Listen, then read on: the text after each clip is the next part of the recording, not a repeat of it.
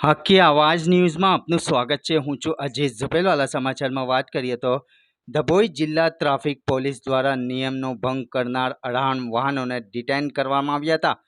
નિયમોનું પાલન ના કરનાર વાહન ચાલકો પર જિલ્લા ટ્રાફિક પોલીસે લાલા કરી વારંવાર થતા અકસ્માતોને રોકવા માટે 18 જેટલા વાહનો ડિટેન કરવામાં આવ્યા હતા।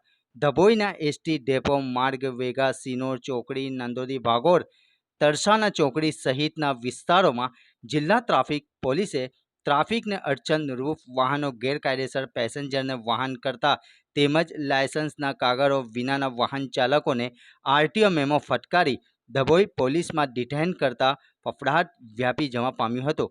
જિલ્લા ટ્રાફિક પોલીસ દ્વારા ડભોઈના જુદા જુદા વિસ્તારોમાં મુસાફરોનું વાહન કરતા ઓટો રિક્ષા ચાલકોને થોભાવી ક્ષમતા કરતાં વધુ પેસેન્જર ભરતા હોય તેમજ ડ્રાઇવિંગ લાયસન્સ કાગળો સાથે ન રાખી વાહન ચલાવતા ચાલકોને મેમો ફટકારી 18 વાહનોને ડિટેન કરી આરટીઓના મેમો ફટકાર્યા હોવાનું જાણવા મળ્યું હતું। રિપોર્ટ રફીક મંસૂરી।